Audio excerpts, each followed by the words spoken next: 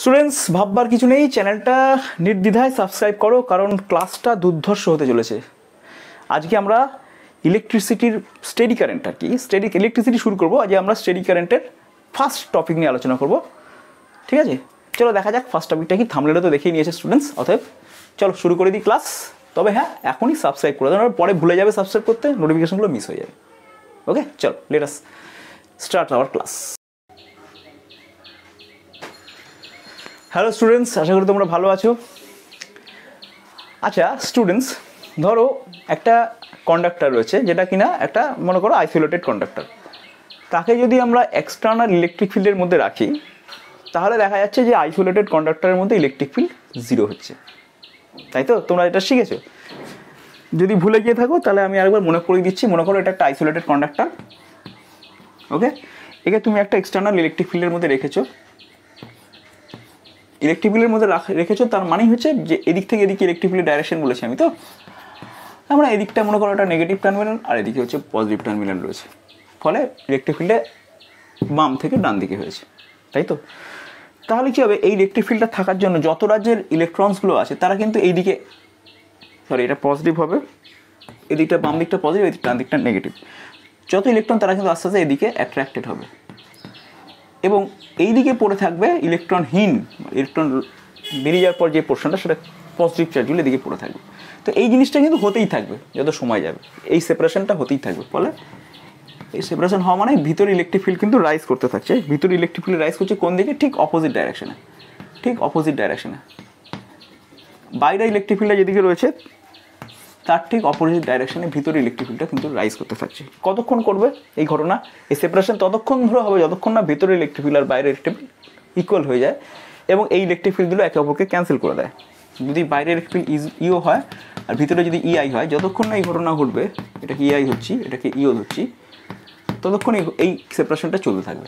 ঠিক, তার মানে বোঝাই যাচ্ছে যে ভিতরে কন্ডাক্টরের ভিতরে কোনো নেট ইলেকট্রিক ফিল্ড থাকে না, অর্থাৎ কোনো নেট চার্জও থাকে না, ঠিক আছে? কিন্তু এই কন্ডাক্টরটাকেই যদি আমরা একটা এক্সটার্নাল ইলেকট্রোমোটিভ ফোর্সের সাথে যোগ করে দিতাম, তাহলে কী হতো? দেখো, একটা এক্সটার্নাল ইলেকট্রোমোটিভ ফোর্সের সাথে এই কন্ডাক্টরটাকে আমি যোগ করে দিচ্ছি। মনে করো একটা কন্ডাক্টরটা আমি একে একটা ব্যাটারির সাথে যোগ করে দিলাম, ওকে?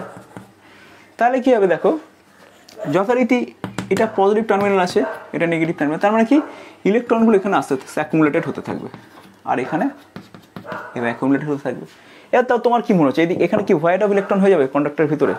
না, সেটা কিন্তু হবে না। কারণ কি? কারণ এই যে ব্যাটারিটা, এই ব্যাটারির পজিটিভ টার্মিনাল এইগুলোকে নেগেটিভগুলো টানবে, এদিকে নেগেটিভগুলোকে টানতে থাকবে, ওকে? আর নেগেটিভ টার্মিনাল নেগেটিভগুলোকে ঠেলতে থাকবে। ফলে এখানে কিন্তু সাপ্লাই, ইলেকট্রনের সাপ্লাই বন্ধ হবে না, অর্থাৎ ভেতরে কিন্তু ইলেকট্রন, ফ্রি ইলেকট্রন কখনো জিরো হয়ে যাবে না, অর্থাৎ ভেতরে কিন্তু ইলেকট্রিক ফিল্ড থাকবে, সেটা এদিক থেকে এদিকে। এক্ষেত্রে কিন্তু এইটা আইসোলেটেড কন্ডাক্টরটাকে এক্সটার্নাল ইলেকট্রিক ফিল্ডের মধ্যে রাখলে যে বিহেভিয়ার করে, সেই বিহেভিয়ার ও আর করছে না।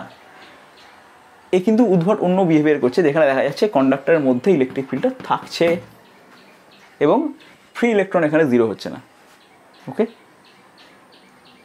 তার মানে এখানে একটা তড়িৎ প্রবাহ অর্থাৎ কারেন্ট ফ্লো হবে, কারেন্ট ফ্লো হবে। সেই কারেন্ট কত? কারেন্ট হচ্ছে গিয়ে ডিকিউডিটি, তড়িৎ প্রবাহ I ইজ ইকাল টু ডিকিউডিটি। তোমরা জানো rate of change of charge with respect to time, একে বলে কারেন্ট। কেন, কী জিনিস না, কোনো একটা সার্টেন এরিয়ার মধ্য দিয়ে ইউনিট টাইমে যতগুলো চার্জ পাস করবে তাকে বলা হবে কারেন্ট, কুলম পার সেকেন্ড। সেটা কত হয়? অ্যাম্পিয়ার হয়। আর এটা হচ্ছে rate of change of charge with respect to time, এটা বলে কারেন্ট, ওকে? এবার আমরা কী করবো, আমরা এই কারেন্টের এক্সপ্রেশনটাকে ক্যালকুলেট করার চেষ্টা করব। তার আগে আমাদের বুঝতে হবে ড্রিফট ভেলোসিটি, ঠিক আছে? খুব মজার জিনিস এটা, ড্রিফট ভেলোসিটিটা খুব মজা লাগবে।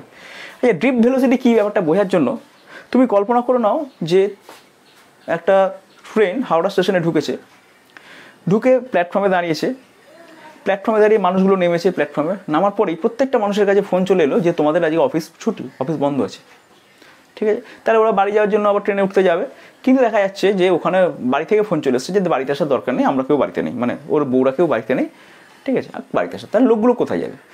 কোনো উদ্দেশ্য নেই, কোনো দিকেই টান নেই, কেউ ওকে টানছে না, তখন লোকগুলো কী করবে, লোকগুলো দেখবে এদিকে থেকে ওদিকে যাচ্ছে, ওদিক থেকে, মানে লোকগুলো প্রত্যেকটারই একটা ভেলোসিটি আছে, এদিক ওদিক কী করবে ভেবে পাচ্ছে না, ধাক্কা মারছে এদিকে, তো একদিকে একবার ধাক্কা মারছে, ওদিকে একবার ধাক্কা মারছে, এদিকে একবার ধাক্কা মারছে, এইভাবে কিন্তু ওরা র্যান্ডাম মোশনে চলে এসছে, কিন্তু ইফেক্টিভলি কোনো দিকেই লোকগুলো কিন্তু যাবে না।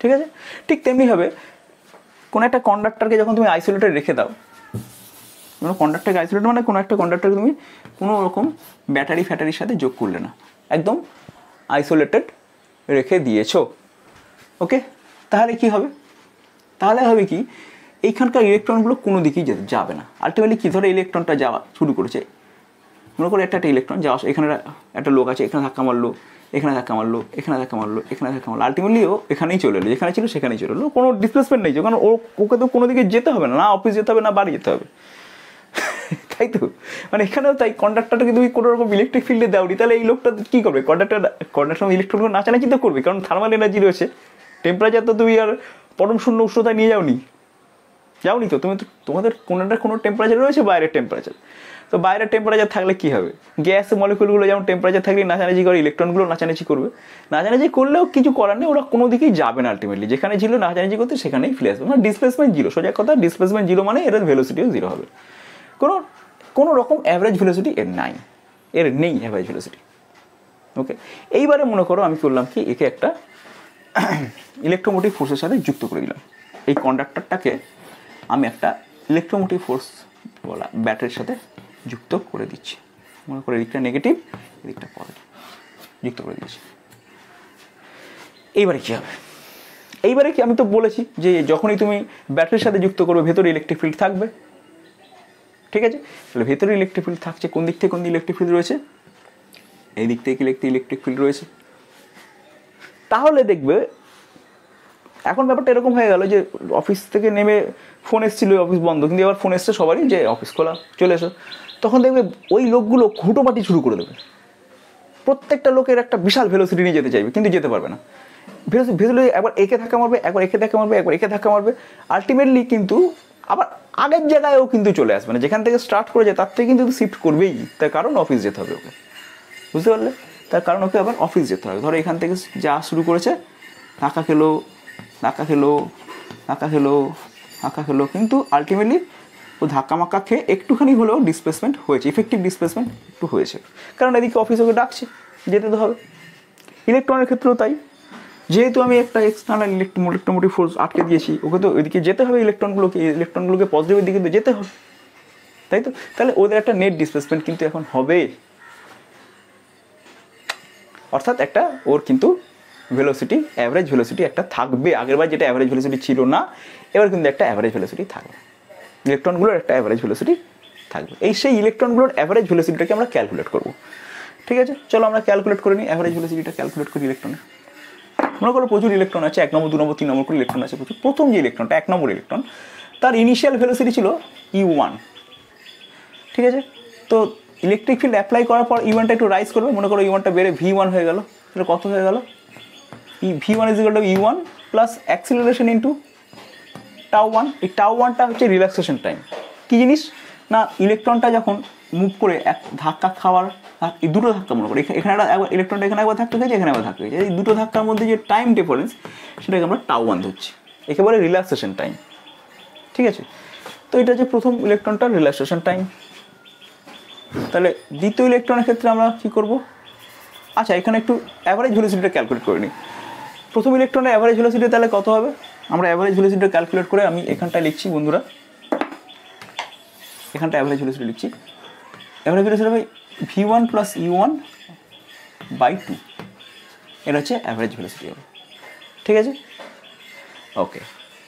তো যথারীতি এর পরের যে 2 নম্বর ইলেকট্রন, তার ক্ষেত্রে V2 ইজ ইকুয়াল টু হবে U2 প্লাস, এটাকে আমরা V1 অ্যাভারেজ লিখি, ঠিক আছে, তাহলে U2 প্লাস T2 হবে। এবার এর ভ্যালুটা কত সেটাও আমরা ক্যালকুলেট করিনি। এ মানে হচ্ছে অ্যাক্সিলারেশন, এ মানে হচ্ছে total force, e into e ইলেকট্রিকের চার্জ ইন্টু ইলেকট্রিক ফিল্ড, ফোর্সটা তোমরা জানো, charge into electric field force divided by mass, এই হচ্ছে আমাদের অ্যাক্সিলারেশন। তাহলে আমরা অ্যাক্সিলারেশনের জায়গায় এই ফর্মটা আমরা বসিয়ে দিই, E/m, ঠিক আছে, E/m বসিয়ে দিলাম। ওকে, তো স্টুডেন্টস দেখো এবার V3 করে দিচ্ছি আমরা। তাহলে V2 অ্যাভারেজ কত হবে? V2 অ্যাভারেজ কত হবে? একই রকমভাবে U2 প্লাস V2 বাই 2 হবে এটা অ্যাভারেজটা। এইভাবে কিন্তু হতে থাকবে। এইভাবে Vn যদি হয় তাহলে লিখব UN plus EE by M tau n। আর এখানে Vn এর অ্যাভারেজ কী হবে? খুব সহজ, UN plus Vn divide by 2, এই অ্যাভারেজগুলো হবে। তো আমরা এখন এই অ্যাভারেজ ভেলোসিটিটাকে ক্যালকুলেট করব। এই অ্যাভারেজ ভেলোসিটিটাকে আমরা ক্যালকুলেট করতে চাইছি। ঠিক আছে, দেখো এই এক্সপ্রেশনটা খাতায় লিখে নাও তোমরা পরপর, লিখে নিয়েছো, হয়েছে? চলো চলো এবার আমরা এই যে পেলাম V1 V2 এইটাকে আমরা এবার আমরা দেখব, রাইট? তো আমরা এটা মুছে দেওয়ার আগে একটু দেখি V1 অ্যাভারেজটা কত আসছে। V1 অ্যাভারেজ মানে এটা কত আসছে দেখা যাক, ক্যালকুলেট করে নাও। V1 অ্যাভারেজটা দেখে নাও, তাহলে আমরা একটা ফর্ম পেয়ে যাবো। V1 অ্যাভারেজ কত আসছে? V1 plus E1 by 2। তাহলে এটার সাথে একটা E1 যোগ, এটার সাথে একটা E1 যোগ করে 2 দিয়ে ডিভাইড, তার মানে কত হবে? U1 2U1 plus EE by M tau 1 divide by 2, এটা আসছে। তো এটা দেখো যথারীতি এটা চলে আসছে কত? U1 plus EE by 2M into tau 1, এটা আসছে।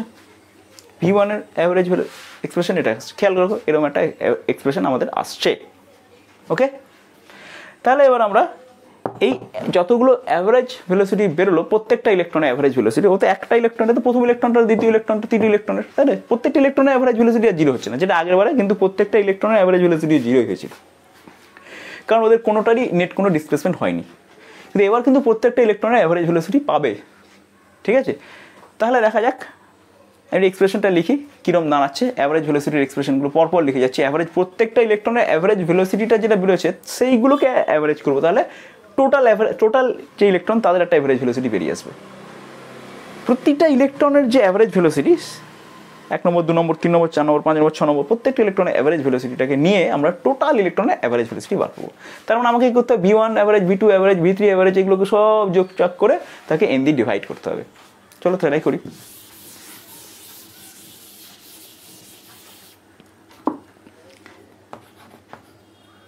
তাহলে সেই অ্যাভারেজ ভেলোসিটিগুলো যে অ্যাভারেজ, তাহলে কত আসছে? V1 average, V2 average, V3 average,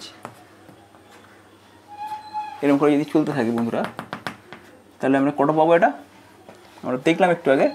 V1 মানে হচ্ছে U1 plus EE by M tau 1 by 2। V1 মানে এটা বেরিয়েছিল, ঠিক আছে? আচ্ছা, V1 অ্যাভারেজ বেরিয়েছিল। V2 অ্যাভারেজ হচ্ছিল গিয়ে U2 plus EE M tau 1 by 2, এইভাবে এটা চলতে থাকবে। ওকে ওকে, তাহলে এটা এক্সপ্রেশন এসছে। তো এটা চলতেই থাকবে, আর আমি U3 লেখার জায়গা নেই, বুঝতেই পারছো। তার মানে এটা কীরকম আসছে, মানে এরকম এই রিলেশনটা V1 plus V2 average, V3 average, V3 average, এইভাবে যদি চলতেই থাকে তাহলে আমি কী পাবো? আলাদা করে U1 U2 U3, হ্যাঁ, আর এদিকে পেয়ে যাবো মোটামুটি UN এর মানে পাবো, প্লাস এদিকে কী পাবো? দেখো তো পাবো, দেখো EE by M by 2 tau 1 tau 2 tau 3, এইভাবে এটা চলতেই থাকবে। ওকে, এখন এইগুলোর অ্যাভারেজ আমি বার করতে হবে। V1 V2 V3 অ্যাভারেজ, মানে এটাকে V1 average, V2 average, V3 average করতে একে n দিয়ে ডিভাইড করবো। তাহলে সেটা হবে আমাদের কী হবে? দেখো V1 average, V2 average, V3 average, এগুলোকে আমরা VN অ্যাভারেজ, এটাকে আমরা n দিয়ে ডিভাইড করবো। কত হবে তাহলে? এটাকে আমরা U1 plus U2 plus U3 n দিয়ে ডিভাইড করবো। ওকে, এটা কত হবে? EE by 2M tau 1 tau 2 tau 3 divide by n, চলছে আরও। ওকে, এই এক্সপ্রেশনটা পেলাম। এইটা হচ্ছে দেখো প্রত্যেকটা ইলেকট্রনের অ্যাভারেজ ভেলোসিটির অ্যাভারেজ, মানে কালেকটিভলি ইলেকট্রনগুলো, অনেকগুলো ইলেকট্রন কালেকটিভলি যখন শিফট করে যাচ্ছে, সেই শিফটের অ্যাভারেজ ভেলোসিটি হচ্ছে এটা।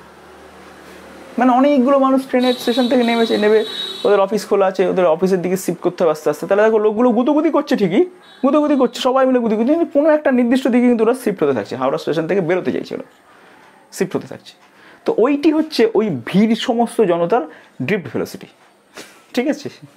আর এখানে গাদা গাদা ইলেকট্রনের এটা হচ্ছে গিয়ে ড্রিফট ভেলোসিটি। অর্থাৎ প্রতিটা ইলেকট্রনের যখন আমি ইলেকট্রিক ফিল্ড অ্যাপ্লাই করে দেবো কন্ডাক্টরের, তখন প্রত্যেকটি ইলেকট্রনের যে অ্যাভারেজ স্পিড, সেই অ্যাভারেজ স্পিডগুলোর অ্যাভারেজ হচ্ছে কালেকটিভলি ইলেকট্রনের অ্যাভারেজ স্পিড বোঝাবে, তার মানে সেইটা হচ্ছে এটা। আর তার এক্সপ্রেশন এটা বেরোলো। এখন দেখো এইটার দিকে একটু তাকাও, এই এক্সপ্রেশনটার দিকে তাকাও। U1 U2 মানে কি? U1 U2 U3 মানে কি? এগুলো ইনিশিয়াল ভেলোসিটির কথা বলছি। অর্থাৎ আমি যখন ইলেকট্রিক ফিল্ড অ্যাপ্লাই করিনি তখন এদের ভেলোসিটিগুলো ছিল U1 plus U2 plus U3।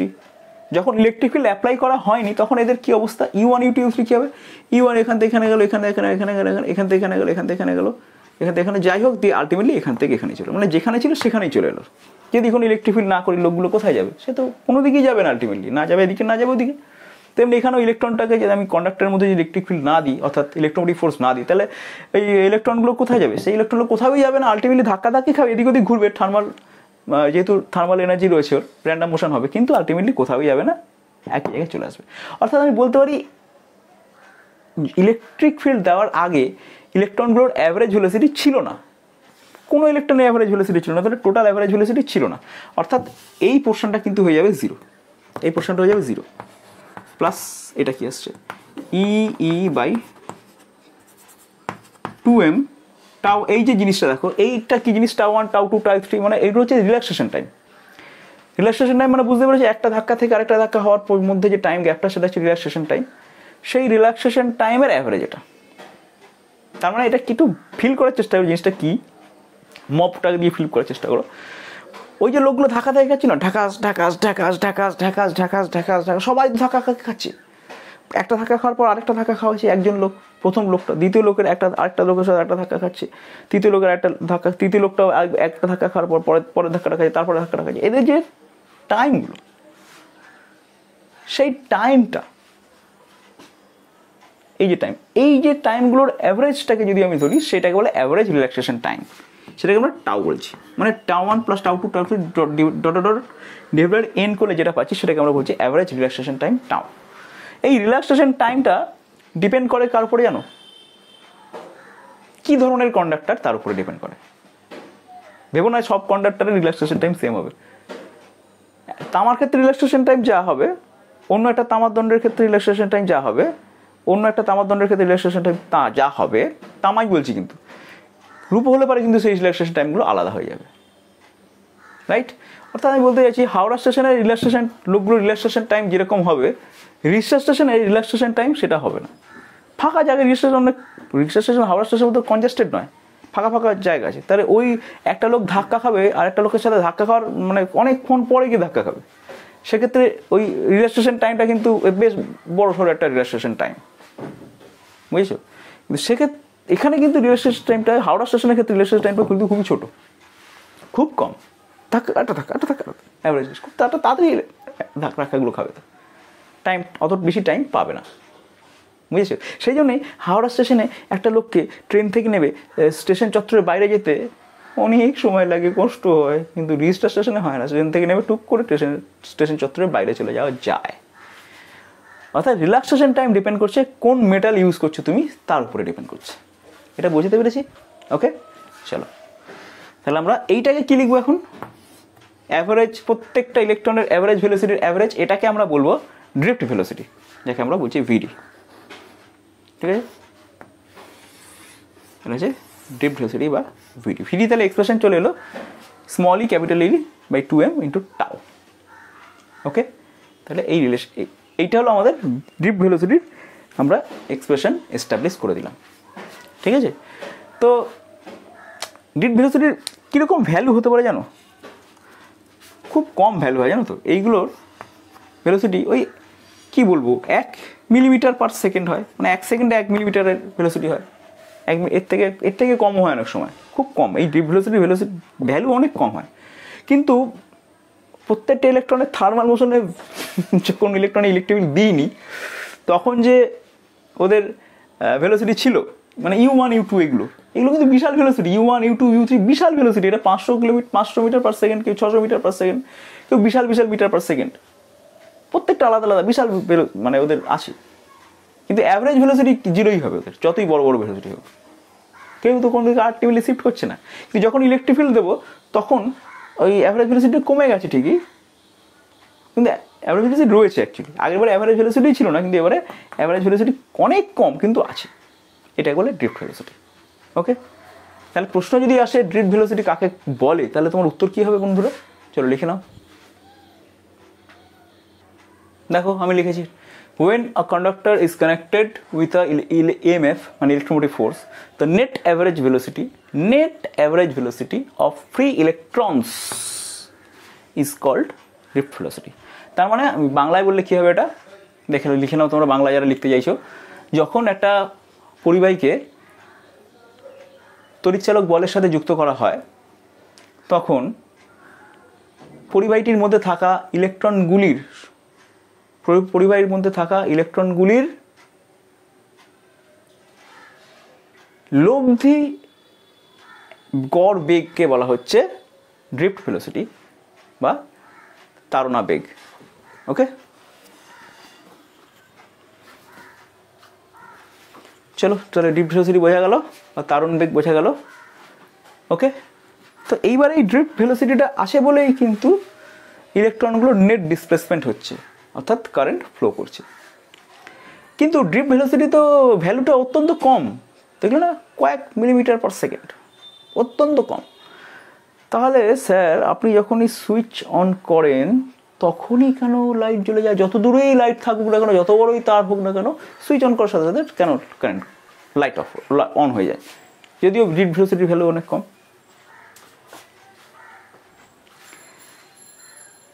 দেখো ওই যে ট্রেনটা, ভালো খেলে দেখো, এই যে ট্রেনটা এই হাওড়া স্টেশনে ঢুকলো, এটা হাওড়া স্টেশনে ঢুকলো, এটা ট্রেনের হেড, এটা ট্রেনের টেল, ঠিক আছে? তো পুরো জায়গায় মানুষ ভর্তি আছে, পুরো মানুষ ভর্তি, গিজগিজ হচ্ছে মানুষগুলো, ঠিক আছে? তো এইখান থেকে ধরো যখন একটা মানুষ বেরোচ্ছে, এদিকে ধাক্কাধুক্কি খেয়ে যখন একটা মানুষ বেরোচ্ছে, তখন এইখানকার টেল থেকেও একটা মানুষ এইভাবে এগিয়ে যাচ্ছে, তাই না? এর ভেলোসিটি অত্যন্ত কম, ওকে, অত্যন্ত কম। কিন্তু দেখো এর ইনস্ট্যান্টলি এখানে এটা তো নয় যে এই মবটা এতগুলো যে মানুষ আছে, এই মবটা যখন অফিসের দিকে রওনা হচ্ছে, এমন তো নয় যে এই একটা লোক এখানে আসবে যখন তখনই এই অফিসটা কাজ করবে, এরকম তো নয়। এখানে তো গুচ্ছ লোক আছে। তাহলে এখানে একটা মুভ করলে পরে, এখানে যদি একটা লোক মুভ করছে, এখানে তো প্রচুর লোক আছে, তারা তো কেউ চুপ করে বসে নিয়ে যাবে। তার মানে দেখো এখানে যখন একটা টুকুস করে মুভ করছে, এখানেও তো সঙ্গে সঙ্গে সেই ইনস্ট্যান্টে আর একটা মুভমেন্ট হয়ে যাচ্ছে, তাই না? তখন ওখানে যদি সুইচ অন করো, এইখানকার ইলেকট্রন গিয়ে ওই লাইটে ঢুকবে তবে সুইচ জ্বলবে, এমন তো নয়। পুরোটাই তো ইলেকট্রনে ভর্তি আছে, ফ্রি ইলেকট্রনে ভর্তি। তুমি এখানে একটা টুকুস করে মুভমেন্ট হবে, তো ওইখানেও ওই একই রকম মুভমেন্ট হয়ে যাবে, হবে না? পুরোটা তো কানেক্টেড, এখানে ঠেলা মারলে ওখানে সঙ্গে সঙ্গে এফেক্ট পড়ে যাবে। সেই জন্যই সঙ্গে সঙ্গে ওখানে কারেন্ট ফ্লো করে যায়। ওকে, বা তুমি এটা বলতে পারো ইলেকট্রিক ফিল্ড খুব তাড়াতাড়ি রাইজ করে। ইলেকট্রিক ফিল্ডের বেগ আলোর বেগের মতো, যখনই তুমি পটাশ করে সুইচ অন করে দিচ্ছ, ঝাঁই করে একটা ইলেকট্রিক ফিল্ড তৈরি হয়ে যাচ্ছে, ঝাঁই করে heavy fast electric field generate হয়ে যাবে। ইলেকট্রিক ফিল্ড জেনারেট করে প্রত্যেকটা ইলেকট্রন ইলেকট্রিক ফিল্ডের আওতায় পড়ে যাচ্ছে। এই ইলেকট্রনটা যেমন ইলেকট্রিক ফিল্ডের আওতায় পড়ছে, এই ইলেকট্রনটা সেরকম ইলেকট্রিক ফিল্ডের আওতায় পড়ছে ইন নো টাইম, সঙ্গে সঙ্গে। তাহলে তো সাথে সাথে ইলেকট্রনের উপর ইফেক্ট পড়ে যাবে, ইলেকট্রিক ফিল্ডের এফেক্টটা পড়বে না, সঙ্গে সঙ্গে ইলেকট্রনটা ফ্লো করে যাবে। তো আমি তো কারেন্ট লাইট জ্বলছে। ওকে, আশা করি বোঝাতে পারলাম। এটাও কিন্তু তোমাদের কোশ্চেন দেওয়া হয়, drift velocity very small, then why in no time when we switch on this bulb is glowing. Okay, switch on করার সাথে সাথে কেন বাল্ব জ্বলে যায়, যদিও ড্রিফট ভেলোসিটির ভ্যালু অত্যন্ত কম। ওকে, এই কোশ্চেনটা কিন্তু তোমাদের দেয়, বোঝা গেল? তাহলে ড্রিফট ভেলোসিটির এক্সপ্রেশন বার করলাম, ড্রিফট ভেলোসিটির সংজ্ঞা পড়ে ফেললাম। এবার আমরা কারেন্টের এক্সপ্রেশন বার করব। হেডিং দাও calculation of expression of current. তাহলে expression of current, expression of current আমরা ক্যালকুলেট করতে চলেছি। ওকে, আচ্ছা এবারে তুমি বলো কারেন্ট কি? কারেন্ট হচ্ছে প্রতি একক সময় বা ইউনিট সেকেন্ডে একটা সার্টেন এরিয়াকে ক্রস করে যতগুলো চার্জ। ধরো একটা কন্ডাক্টর রয়েছে, ঠিক আছে, এই কন্ডাক্টরের এটা সার্টেন এরিয়া, ইউনিট টাইমে যতগুলো চার্জ সার্টেন এরিয়াটাকে ক্রস করে যাবে, ঠিক আছে, তাকে বলে কারেন্ট। তার মানে আমাকে বার করতে হবে আলটিমেটলি এই যে গেল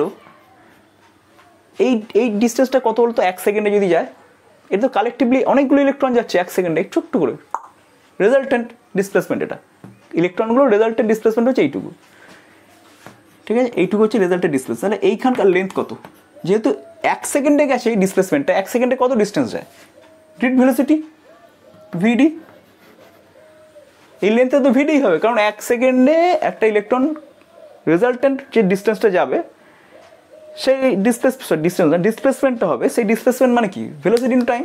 সেই ভেলোসিটি মানে কী ধরতে হবে আমাকে, সেই অ্যাভারেজ ভেলোসিটির ব্যাপারটা ধরতে হবে, তার মানে সেটা তো ড্রিফট ভেলোসিটি। তাহলে ড্রিফট ভেলোসিটি ইন্টু 1, এইখানকার লেন্থ যদি এল হয় তাহলে ভেলোসিটি ইন্টু টাইম করতে হবে, তো ইউনিট টাইম বলেছি, তাহলে ড্রিফট ভেলোসিটি ইন্টু 1, তারপর ভিডি আসছে, অর্থাৎ এই লেন্থটা হচ্ছে ভিডি। তার মানে এই লেন্থের মধ্যে যতগুলো ইলেকট্রন আছে সেই ইলেকট্রনের নাম্বারটাই হচ্ছে 1 সেকেন্ডে তত না ক্রস করা ইলেকট্রন। তো দেখা যাক এই ভিতরে কতগুলো ইলেকট্রন আছে, আমি ধরে নিচ্ছি পার ইউনিট ভলিউম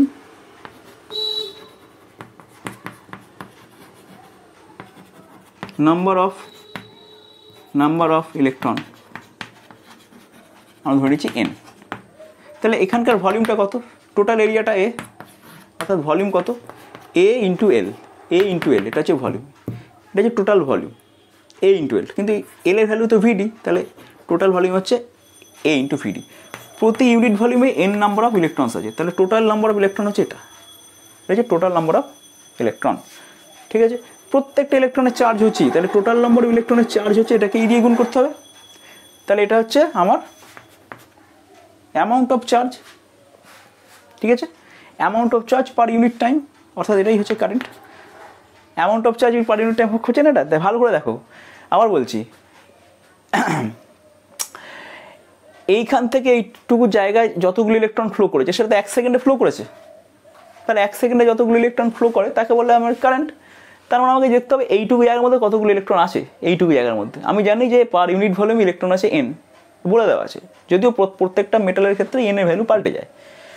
ওকে, তো যেটা সার্টেন মেটাল ধরেছি, তো ইউনিট ভলিউমের নাম্বার অফ ইলেকট্রন হচ্ছে n, তার ভলিউমটার সাথে যদি nটা গুণ করে দিই তাহলে টোটাল নাম্বার অফ ইলেকট্রন বেরোবে। ভলিউমটা কত, ভলিউমটা হচ্ছে a ইন্টু এল মানে ভিডি, তাহলে a ইন্টু ভিডি হচ্ছে টোটাল ভলিউম, a ইন্টু ভিডি হচ্ছে টোটাল ভলিউম। সেই ভলিউমটাকে যখন n দিয়ে মাল্টিপ্লাই করে দিচ্ছি, সেই টোটাল ভলিউমে কতগুলো ইলেকট্রন আছে বেরিয়ে যাচ্ছে, সেই ততগুলো ইলেকট্রনের চার্জ কত তাকে ই দিয়ে গুণ করতে হচ্ছে, টোটাল চার্জ বেরোচ্ছে। তার মানে এই চার্জটাই কিন্তু ইউনিট সেকেন্ডে ফ্লো করছে, সেটাকে আমরা কারেন্ট বলবো। দেখো তাহলে কারেন্টের এক্সপ্রেশন কী হলো, N E VD into A, N E V A, নেভা, ভি মানে ভেলোসিটি বা ভিডি বলতে পারো, নেভা বলে মনে রাখবে, তাহলে এক্সপ্রেশনটা ভুলবে না। তো এই হচ্ছে আমাদের কারেন্টের এক্সপ্রেশন। ওকে, এটাও কিন্তু পরীক্ষা তোমাদের ক্যালকুলেট করতে দেয় যে find out the expression of current using drift velocity. Okay, very good students, বেশ। তো এখান থেকে একটা জিনিস খেয়াল করো, আমরা যদি আইকে এ দিয়ে ডিভাইড করে দিই, আইকে এরিয়া দিয়ে গুণ করছি, মানে পার ইউনিট এরিয়ায় যে কারেন্টটা ফ্লো করছে সেটা যদি হয়, তাহলে সেক্ষেত্রে আমরা এক্সপ্রেশনটা কী পাচ্ছি, এন ই ইন্টু ভিডি, তাই তো। তাহলে এন ই ভিডির ভ্যালু কত, ভিডির ভ্যালু হচ্ছে এটা e small e capital e by 2m into tau, এটা তোমরা শিখেছো একটু আগে, তাই না? ওকে, তাহলে দেখো কত এক্সপ্রেশন পাচ্ছি, এন ই স্কোয়ার, ঠিক আছে, N E square by 2m into tau into E. তাহলে এখানে দেখো আই বাই এ আমি ধরে নিচ্ছি জে, এটাকে আমরা কারেন্ট ডেন্সিটি বলি। তাহলে আলটিমেটলি দেখো J is equal to something into e এলো, এই সামথিংটা কি n square tau by 2m। Okay, তো স্টুডেন্টস একটু খেয়াল করে দেখো, এই ভেতরের যে কোয়ান্টিটিটা কিন্তু কনস্ট্যান্ট কোয়ান্টিটি, তাই না? এখানে দেখো এই কনস্ট্যান্ট কোয়ান্টিটিটাকে আমরা বলি কন্ডাক্টিভিটি বা সিগমা, সিগমা দিয়ে ডিনোট করা হয়। দেখো কন্ডাক্টিভিটি অনেকভাবে বেড়ে যায় যদি রিল্যাক্সেশন টাইমটা বা যদি এনের ভ্যালুটা বাড়ে, ওকে, বা মাস অফ ইলেকট্রন তো আর রাইজ করবে না, ফার্স্ট হবে না, মাস অফ ইলেকট্রনটা কখনো কিছু করা যাবে, ওরা ফিক্সডই ধরে নাও। দেখতে পাচ্ছ যে কন্ডাক্টিভিটির রিল্যাক্সেশন টাইম বাড়লে কিন্তু কন্ডাক্টিভিটি বেড়ে যাচ্ছে। এখানে সব বাড়ার মতো ব্যাপার কোথায় আছে না, এখানে বাড়তে পারে এন আর টাও বিভিন্ন মেটালের ক্ষেত্রে, বিভিন্ন মেটাল হলে পরে এন এর ভ্যালু আর টাও এর ভ্যালু চেঞ্জ হয়ে যেতে পারে, ঠিক আছে? যদি বেশি হয় তার মানে বুঝতেই পারছো বেড়ে গেলে পরে জেও বেড়ে যাবে, কারেন্ট ফ্লো পার ইউনিট এরিয়াটাও বেড়ে যাবে, ঠিক আছে? তো এই হচ্ছে জে ইজিক্যাল টু, আমরা তাহলে এটাকে লিখে দিই একটুখানি, সিগমা দিয়ে লিখি। আমরা এক্সপ্রেশনটা কী পেলাম বন্ধুরা, আমরা পেয়ে গেলাম জে ইজিক্যাল টু, এই গোটা জিনিসটাকে সিগমা বলছি, সিগমা ইন্টু ই। ওকে, এটাকে হচ্ছে বন্ধুরা তোমরা হয়তো প্রথম শুনছো, এই যে এক্সপ্রেশনটা বেরোলো এটা কিন্তু ওহমস ল, ঠিক আছে? এটা হচ্ছে ওহমস ল এর একটা ভেক্টর ফর্ম, তোমরা শিখে রাখো। জে ইজিক্যাল টু সিগমা ই হচ্ছে ওহমস ল এর ভেক্টর ফর্ম। জে মানে কি কারেন্ট ডেন্সিটি, ই মানে ইলেকট্রিক ফিল্ড, এগুলো কিন্তু ভেক্টর কোয়ান্টিটি হিসেবে ডিল করা যায়। জে কে আমরা এরকম লিখতে পারি, ই কেও আমরা এরকম লিখতে পারি। ওকে, জে মানে কি, জে হচ্ছে গিয়ে ইউনিট এরিয়ায় যে কারেন্টটা যাচ্ছে, তার মানে আমি বলতে পারি I is equal to J dot dS বা J dot dI is equal to লিখি কারেন্টটা কি ডট ডিএস, এরকম লিখতে পারি। মানে ধরো একটা এরিয়া রয়েছে এরকম, এরিয়া ভেক্টরটা এদিকে আছে এন ক্যাপ, এরিয়া ভেক্টর তোমরা জানো ভেক্টর হিসেবে, আর তোমার এই হচ্ছে গিয়ে direction of flowing of electron এই দিকে, সেটাকে বলবো আমরা জে। তাহলে নেট ইলেকট্রন কত ফ্লো করছে জানতে গেলে আমাকে জে এর সাথে একে ডট করতে হবে, ঠিক আছে?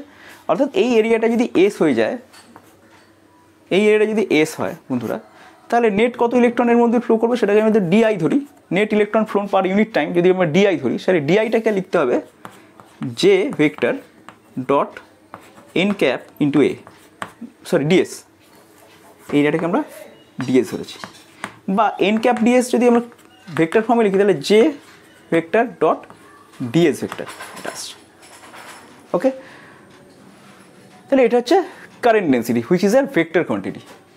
কারেন্ট ডেন্সিটি কিন্তু ভেক্টর কোয়ান্টিটি, এটা মনে রাখবে তোমরা, এবং এর ইউনিটটা বুঝতেই পারছো অ্যাম্পিয়ার পার মিটার স্কোয়ার, যেহেতু প্রতি একক ক্ষেত্রফলে কারেন্টকে আমরা বোঝাচ্ছি। ক্লিয়ার? খুব বেশি মাথা ঘামাতে হবে না এটা নিয়ে, জেনে রাখো জাস্ট যে কারেন্ট ডেন্সিটিটা হচ্ছে যে যাকে আমরা আই বাই এ দিয়ে ডিনোট করি, এবং এটা একটা ভেক্টর কোয়ান্টিটি। কেন ভেক্টর কোয়ান্টিটি হবে বন্ধুরা, তুমি দেখো না, একটা মনে করো একটা মেটাল মুখটা এরকম ছেঁদানো টাইপের, মুখটা তো ছেঁদানো টাইপের, ব্যাকা টাইপের, ঠিক আছে? এরকম টাইপের টেঁড়া ব্যাকা রয়েছে, ক্রস সেকশনটা কোনোভাবে ক্রস সেকশন এরকম টেরিয়ে বেঁকিয়ে গেছে। এখন আমরা তাহলে ইফেক্টিভলি ইলেকট্রন ফ্লো যে করছে সেটাকে আমরা ধরবো কী করে? তাহলে তো আমাকে এইভাবে ইলেকট্রনটা যে ফ্লো করছে সেটাকে ধরতে হবে, তাই না? তবে ইফেক্টিভলি ইলেকট্রন কত, মানে এরিয়াটা যদি বেঁকানো থাকে, এরিয়াটা যদি বেঁকানো থাকে তাহলে কী করে আমরা ইফেক্টিভলি এরিয়াতে, আমি তো এতক্ষণ দেখো এই ক্রস সেকশনটা যেটা ধরেছি নর্মাল ক্রস সেকশন ধরেছি, কিন্তু এরিয়াটা যদি বেঁকানো থাকে নর্মালি তো পাস করবে না, তখন আমাকে ধরতে হবে কি এই দিকে যে ভেক্টর কোয়ান্টিটিটা আছে। এখন কারেন্টকে তো আমি ভেক্টর বলতে পারছি না, current is not a vector quantity. Okay, তাহলে আমরা একটা ভেক্টর কোয়ান্টিটি অ্যাসাইন করে ফেলছি যাকে আমরা কারেন্ট ডেন্সিটি বলি, তাকে আমরা জে বলে ডিনোট করছি, যেটা হচ্ছে কারেন্ট ডেন্সিটি জে। তার মানে কি পার ইউনিট এরিয়া দিয়ে যে ইলেকট্রনগুলো ফ্লো করছে তাকে বলবো আমি, না যে number of electron per unit area দিয়ে পার ইউনিট সেকেন্ডে ফ্লো করছে তাকে আমরা বলবো কারেন্ট ডেন্সিটি বা জে।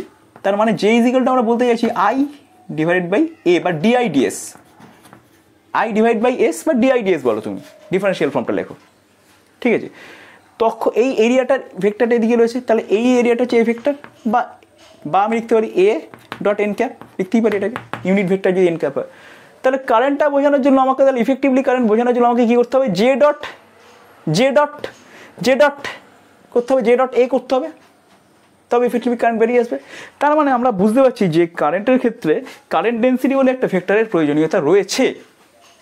যদিও ক্লাস 12 লেভেলে কারেন্ট ডেন্সিটি নিয়ে খুব একটা হইচই তোমাদের নেই, তাই জন্য আমি কারেন্ট ডেন্সিটি নিয়ে খুব একটা মাথা চারা দিইনি, কারেন্ট ডেন্সিটি নিয়ে বিশেষ কিছু বললাম না ওই জন্য, জাস্ট যখন প্রয়োজন হলো তখনই তোমার কারেন্ট ডেন্সিটি কোয়ান্টিটিটা একটু বুঝিয়ে দিলাম।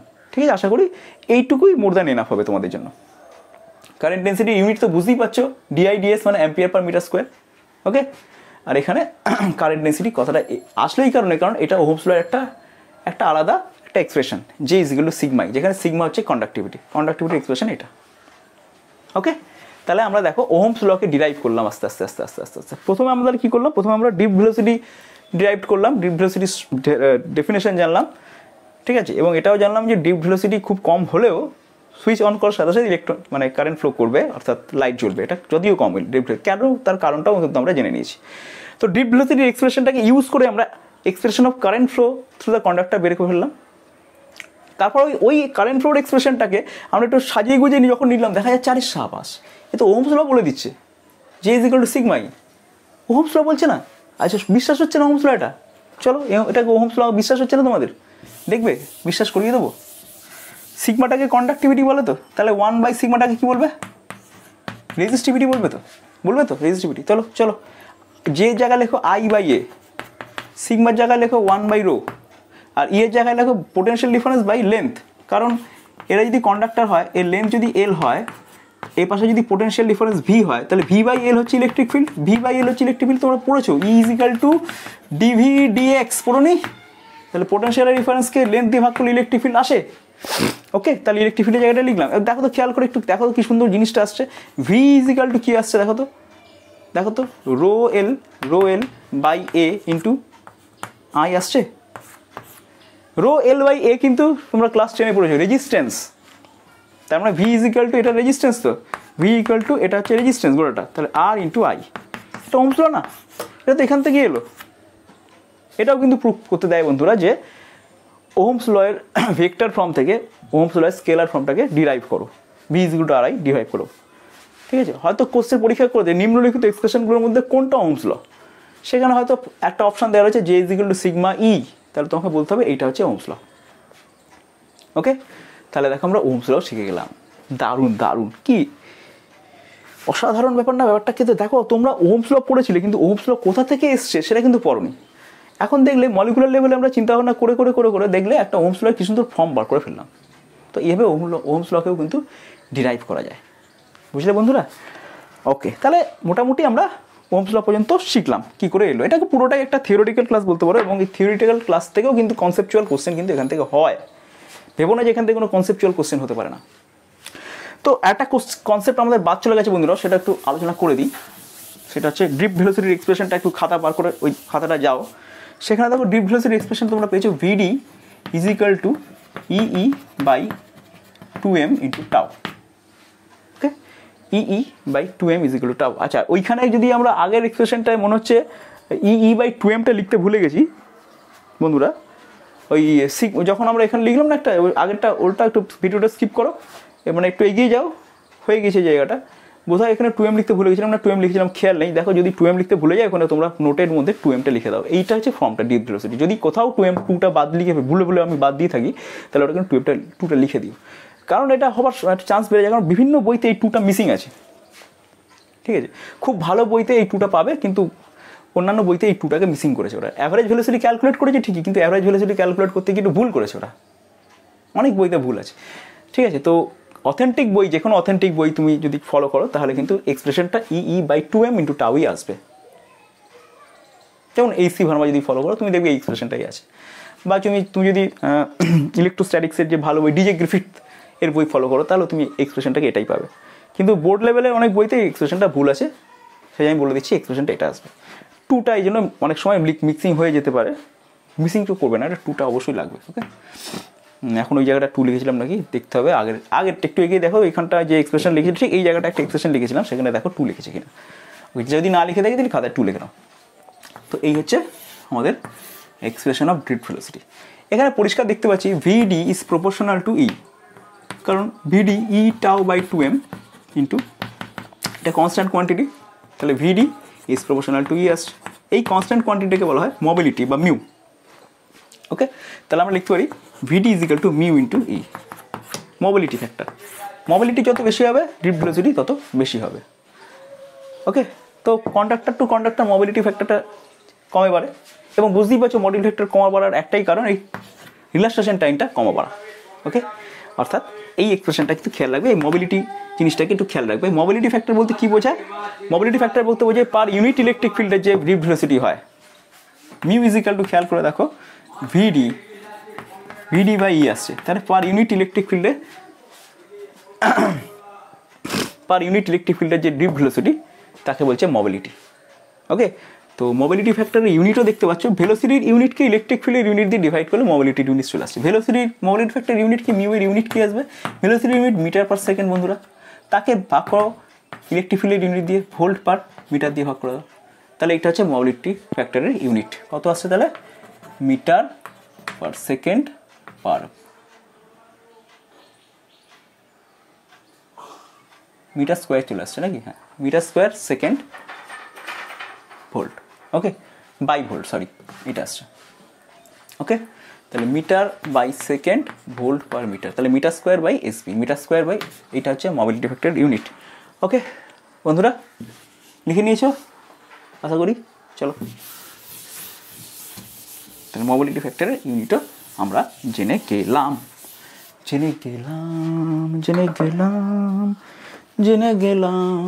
এখন এইটুকু যে পড়ালাম, এখান থেকে কি কি কোশ্চেন তোমাদের আসতে পারে? চলো কোশ্চেন এরকম আসতে পারে, বলবে যে Q is equal to 2t plus 3t square, মানে কি হচ্ছে আধানের সাথে সময়ের সম্পর্কটা এরকম আছে, তাহলে এখানে কারেন্ট কত ক্যালকুলেট করতে দাও, ফাইন্ড আউট কারেন্ট কী হবে, কী করে current I is equal to DQ DT. চলো ডিকিউ ডিটি কত আসছে? 2 প্লাস 6t আছে না? তাহলে এইটা হচ্ছে কারেন্ট। এই কারেন্টটা দেখো টাইমের সাথে সাথে ভ্যারি করছে, স্টেডিক কারেন্ট নয় এটা, কারেন্টটা টাইমের সাথে সাথে ভ্যারি করে যাচ্ছে।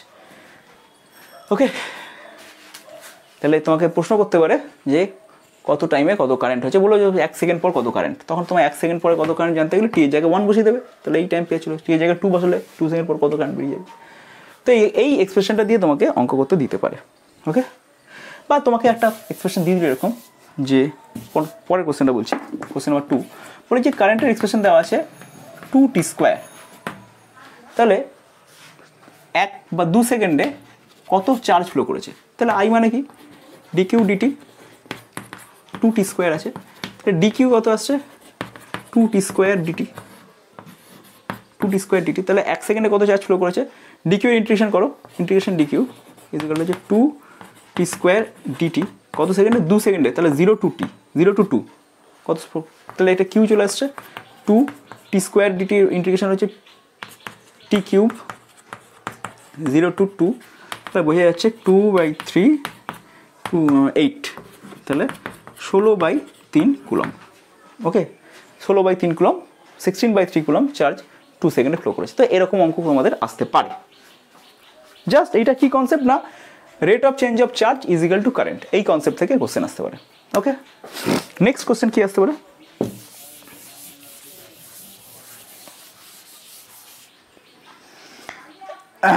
নেক্সট কোশ্চেন আসতে পারে, একটা জায়গায় কারেন্ট ডেন্সিটি বলা আছে 2i cap plus 3j cap, ঠিক আছে, একটা জায়গায় কারেন্ট ডেন্সিটি বলা আছে 2i cap plus 3j cap.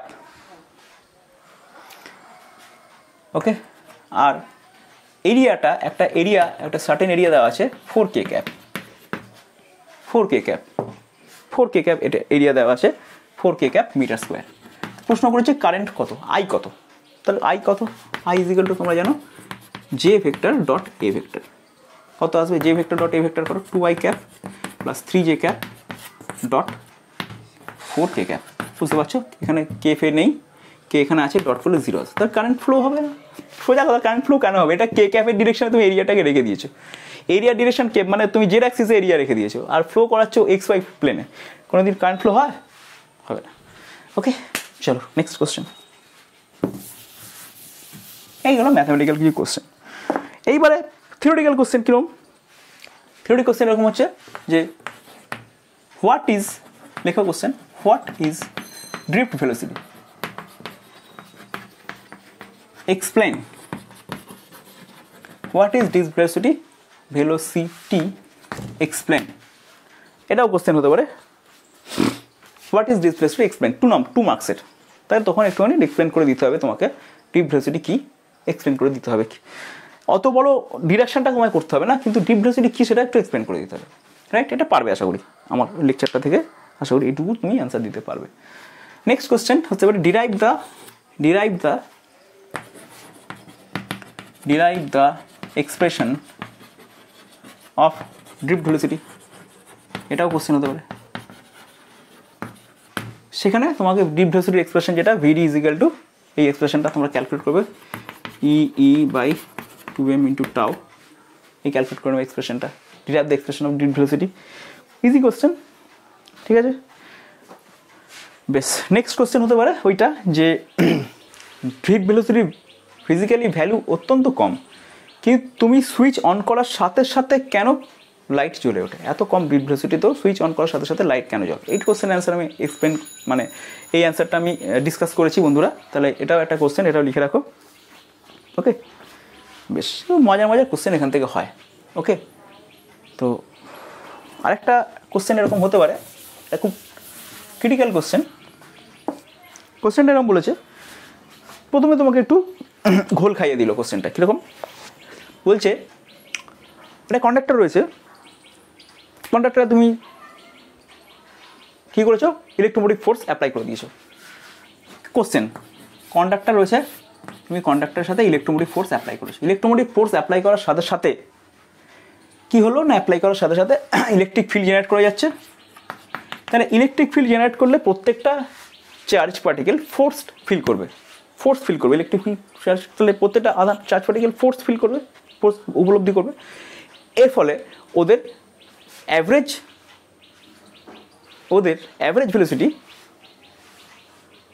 Rise করবে। অপশান 1 হচ্ছে এই দেওয়ার সাথে সাথে ইলেকট্রিক ফিল্ড জেনারেট করবে, এবং কী হবে, ইলেকট্রিক ফিল্ড জেনারেট করার সাথে সাথে প্রত্যেকটা চার্জ পার্টিকেল একটা ফোর্স অনুভব করবে, ফোর্স অনুভব করলেই তো তাদের অ্যাক্সিলারেশন থাকবে, সেটাও বলে দেবে ফোর্স অনুভব করছে, অর্থাৎ প্রত্যেকটা চার্জ পার্টিকেলের একটা অ্যাক্সিলারেশন থাকছে। এই অ্যাক্সিলারেশন থাকার জন্য চার্জ পার্টিকেলগুলোর average velocity first option rise করবে, সেকেন্ড অপশান রাইজ করবে না, থার্ড অপশান ডিক্রিজ করবে, যা ছিল তাই থাকবে, ঠিক আছে? থার্ড অপশান, যাই হোক, এটা কী হবে তাহলে, কোনটা ঠিক হবে? অ্যাভারেজ ভেলোসিটি আস্তে আস্তে রাইজ করবে বলছে, যেহেতু ফোর্স অ্যাপ্লাই হচ্ছে অ্যাভারেজ ভেলোসিটি ধীরে ধীরে রাইজ করবে, এটা ঠিক এটা ঠিক হবে? এরকমই কোশ্চেন বন্ধুরা তোমরা হয়তো ধরে ফেলেছো যে ইলেকট্রনগুলোর কালেকটিভলি যে অ্যাভারেজ ভেলোসিটি সেটা কিছুতেই একটা কনস্ট্যান্ট ভেলোসিটি, প্রত্যেকটা ইলেকট্রন ধুকধাক করে ধাক্কা মারছে ঠিকই, অ্যাক্সিলারেটেড হওয়ার চেষ্টা করছে ঠিকই, কিন্তু কালেকটিভলি কোনো অ্যাক্সিলারেশন পাচ্ছে না, কালেকটিভলি একটা কনস্ট্যান্ট ভেলোসিটিতে মুভ করছে, এটাকে ড্রিফট ভেলোসিটি বলা হয়। তাই যতই তোমাকে ঘোল খাওয়ানোর চেষ্টা করুক না কেন যে ইলেকট্রিক ফিল্ড দিয়েছি, ফোর্স অ্যাপ্লাই হয়েছে, অ্যাক্সিলারেটেড হয়েছে, অর্থাৎ ওদের কালেকটিভলি এদের ভেলোসিটি রাইজ করে যাবে, এটা কিন্তু হবে না। টাইম টু টাইম এদের ভেলোসিটি কখনোই রাইজ করবে না, এদের ভেলোসিটিটা কনস্ট্যান্ট ভেলোসিটি হবে। অর্থাৎ অপশান কোনটা হবে না, যে অপশানটা রয়েছে ভেলোসিটি কনস্ট্যান্ট ভেলোসিটি গেইন করবে সেই অপশানটা কারেক্ট হবে। ওকে, বোঝা গেল? তো বন্ধুরা আজকে যে চ্যাপ্টারটা আমি ডিসকাস করলাম খুবই ইম্পর্টেন্ট একটা টপিক রয়েছে, এই চ্যাপ্টারের ফার্স্ট টপিক, এটা খুব ইম্পর্টেন্ট টপিক, এটা কোনোভাবেই তোমরা স্কিপ করবে না, বাদ দিও না, কারণ পরীক্ষাতে এখান থেকে কোশ্চেন করে দেয়, এবং যে কোশ্চেনগুলো আমি বললাম সেই কোশ্চেনের বাইরে খুব একটা কোশ্চেন আসে না, সেই কোশ্চেনগুলো তোমরা খাতায় লিখে প্র্যাকটিস করবে। যদি কোথাও অসুবিধা হয় আমাকে অবশ্যই আমাকে কমেন্ট বক্সে জানাবে, আমি তোমাদের অবশ্যই যেরকমভাবে পারি হেল্প করে দেবো, অবশ্যই হেল্প করে দেবো। আমি কথা দিচ্ছি তোমায় কমেন্ট বক্সে যদি জানাও কোনো সমস্যা আমার হচ্ছে, অবশ্যই আমি হেল্প করে দেবো, ঠিক আছে? আমি এই জন্যই ইউটিউবে এসেছি তোমাদের হেল্প করার জন্য। ওকে, তো চ্যানেলটা সাবস্ক্রাইব করে দাও, আর সাবস্ক্রাইব না করলে মুশকিল হচ্ছে তোমরা পরের ভিডিওর নোটিফিকেশনগুলো মিস করে যাবে। ওকে স্টুডেন্টস, চলো আজকের মতো এখানেই আমি ক্লাসটা শেষ করছি।